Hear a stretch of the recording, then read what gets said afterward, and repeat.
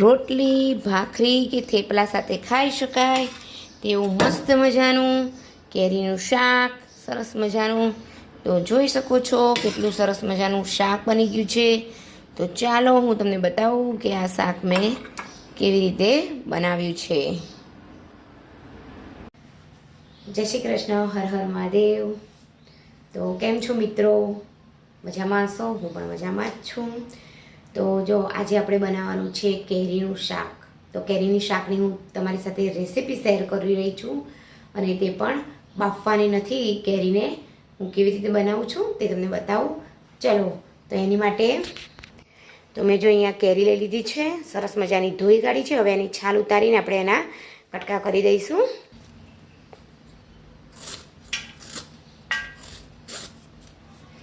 તો બધાની આવી રીતે છાલ આપણે કાઢી લઈશું. ચાલો, તો બધી કેરીને મેં છાલ ઉતારી દીધી છે. હવે આપણે એને કટકા કરવાના છે. જોઈ લો.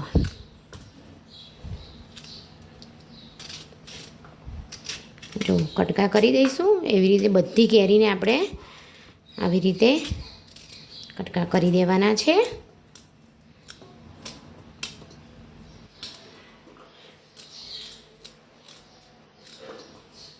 તો અહીંયા જોઈ શકો છો કે આપણે ટુકડા થઈ ગયા છે. ચલો હવે આપણે વઘાર કરી દઈએ.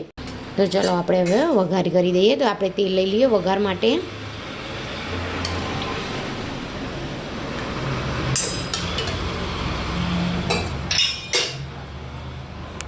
તો અહીંયા વઘારમાં નાખવા માટે તમે જોઈ શકો છો મેં અહીંયા તજ લીધા છે, લવિંગ છે, મરિયા છે, પછી આખા ધાણા છે, વરિયાળી છે. આપણે હવે રઈ નાખી દઈશું, અને એની સાથે મેથીના દાણા પણ નાખી દઈશું. હવે એને તેલ આવે તતડે પછી આપણે હિંગ નાખીશું.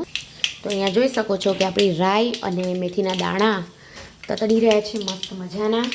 તો એમાં જે આપણે બધું લીધું હતું, આખા ધાણા, લવિંગ, તજ ને બધું પણ નાખી દઈશું. સાથે આપણે હિંગ પણ નાખી દઈશું. જોઈ લો,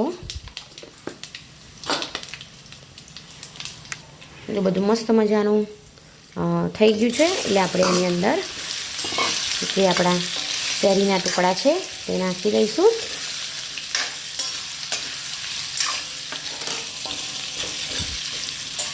હવે આપણે એની અંદર હળદર નાખી દઈશું, અને સ્વાદ અનુસાર મીઠું નાખી દઈશું. મીઠું નાખીને હલાવી દઈશું મસ્ત મજાનું.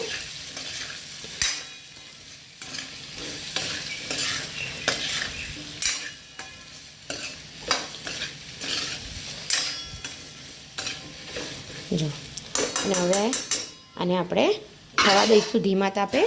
આપણે એની ઉપર ચીઝ ઢાંકી દઈશું. ધીમા તાપે હવે થવા દેવાનું છે. હવે આપણે 2-3 મિનિટ પછી જોઈશું. જો 2 મિનિટ થઈ ગઈ છે. હવે આપણે એની અંદર મસાલા કરવાના છે. આને બહુ ઓવરકુક નથી કરવાનું, નહીંતર સાવ ગળી જશે. તો પછી ગોળ અને કેરી બંને એક જેવું થઈ જશે. માટે હવે આપણે મસાલા કરી દઈએ. મરચું નાખી દઈએ, જીરું નાખી ધાણા જીરું નાખી દઈશું. આ છે કાશ્મીરી લાલ મરચું, તે પણ નાખી દઈશું. અને હવે બધું હલાવીને તાપ તો આપણે ગેસનો તાપ તો આપણે ધીમું જ રાખવાનું છે, ફાસ્ટ ગેસે નથી કરવાનું. જો ધીમા તાપે તમે જેટલી રસોઈ ધીમા તાપે કરશો એટલી મસ્ત રસોઈ થશે, અને દાળશે બી નહીં ને ચોટશે બી નહીં. તો જો મસ્ત મજાના આપણે મસાલો થઈ ગયો છે. હવે આને આપણે કૂક થવા દઈશું. ઢાંકણ ઢાંકી દઈએ. તો અહીંયા જોઈ શકો છો કે આપણે કેરી મસ્ત મજાની ચડી ગઈ છે. જોઈ શકો છો, આવી રીતે દબાઈએ તો દબાઈ શકે છે. હવે આપણે એની અંદર ગોળ નાખી દઈશું અને હલાવી દઈશું. જો અહીંયા મેં ચાકુનો ગોળ લીધો છે. તમે રવાનો ગોળ પણ લઈ શકો છો, કેમ કે મારા ઘરે બધાને ચાકુના ગોળવાળું શાક વધારે ભાવે છે, એટલા માટે. તો જો હવે મિલ્ટ થઈ જાય એકદમ મસ્ત રસો થઈ જાય એટલે તમને બતાવું.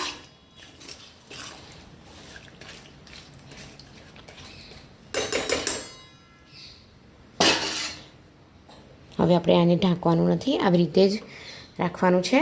તો અહીંયા જોઈ શકો છો કે આપણું શાક સરસ મજાનું થઈ ગયું છે. જો અને રસો બી એકદમ મસ્ત જાડો એવો રસો તૈયાર થઈ ગયો છે અને કેરી બધી ઉપર આવી ગઈ છે એટલે સમજી લેવાનું કે આપણું શાક તૈયાર થઈ ગયું છે. અને 5 જ મિનિટ રાખવાનું છે ધીમા તાપે. અને જો મસ્ત મજાનું રસો તૈયાર થઈ ગયો છે, જોઈ લો મસ્ત મજાનું. હવે આપણે ગેસ બંધ કરી દઈશું. અહીંયા જોઈ શકો મસ્ત મજાનું શાક આપણું રેડી થઈ ગયું છે. તમે પણ બનાવજો આવી રીતે શાક. તો જો આપણું મસ્ત મજાનું શાક રેડી થઈ ગયું છે. તો ઘણાને એમ થતું હશે કે આપણે ગોળ કેટલો લેવો, તો ગોળ આપણે કેરીની ખટાશ કેટલી છે એ ઉપર આપણે ધ્યાન રાખીને લેવાની છે.